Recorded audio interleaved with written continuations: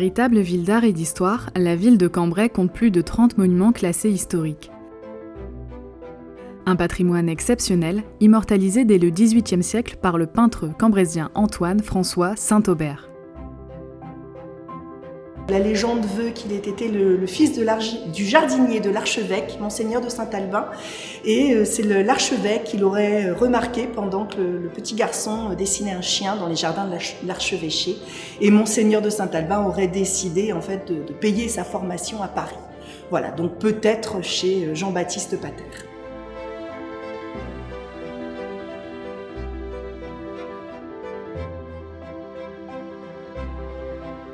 La ville possède un patrimoine religieux très riche. À 2 pas du musée des Beaux-Arts se trouve la cathédrale Notre-Dame de Grâce.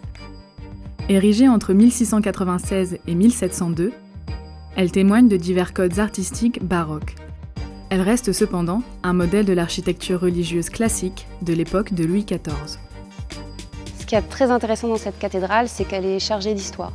Donc on va retrouver des œuvres d'art, des vitraux, des inscriptions qui témoignent vraiment de sa richesse historique. Et donc il faut venir, il faut farfouiller, il faut se promener pour tomber sur des surprises.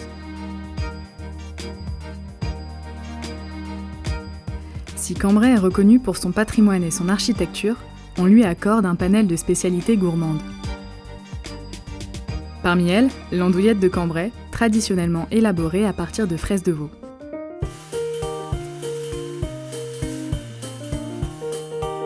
C'est un peu la spécialité de la région parce qu'elle est plus goûtue, plus fine. On peut aussi la fabriquer avec de la fraise de porc, mais bon voilà, on peut y aller deux, mais on va dire que l'andouillette à la fraise de veau, c'est quand même bien la particularité de l'andouillette de Cambrai, et comme on veut travailler avec les produits régionaux, on a décidé de faire celle-ci. Et parce qu'ici le menu est écrit en ch'ti, l'andouillette de Cambrai se déguste accompagnée d'une sauce au maroilles. Bon appétit!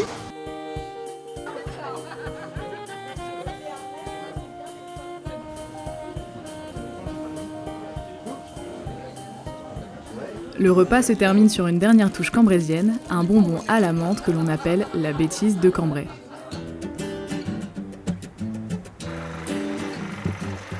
Dans les rues piétonnes de la ville, l'artisanat est mis en avant. Ébénistes, joailliers, sculpteurs et même glaciers. Un plaisir sucré qui ravit petits et grands à l'arrivée des beaux jours. J'ai mangé des glaces parce qu'il fait très chaud et puis il y a des parfums très bons. On a l'habitude de venir régulièrement, donc c'était l'occasion aujourd'hui, vu que le soleil est au rendez-vous, de venir. Coût de revient pour savourer une boule de glace, 1,50 €.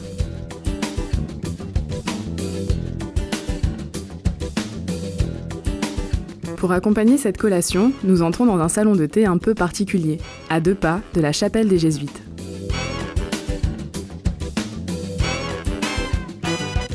Le concept de la cabane tricotée, c'est tout simplement avoir créé un lieu convivial de partage autour d'une thématique qui est le tricot. Mais en même temps, c'est un salon de thé ouvert à tout le monde. J'ai les copines qui viennent, elles savent tricoter, elles ne savent pas tricoter, ça n'a pas d'importance. L'important, c'est de venir partager un bon moment. C'est à quelques minutes du centre-ville que nous trouverons logis. Calme et quiétude sont au rendez-vous dans cette propriété art déco rénovée par Sylvie.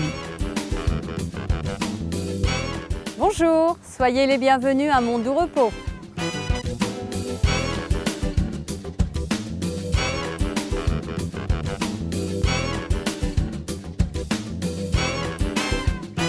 C'est le lieu paisible, c'est le ressourcement, c'est un lieu de repos, mon doux repos, voilà.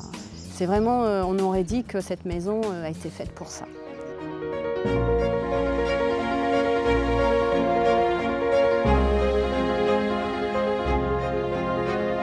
Entre architecture, patrimoine culinaire, monuments historiques et militaires, la ville aux 3 clochers n'aura pas cessé de nous étonner.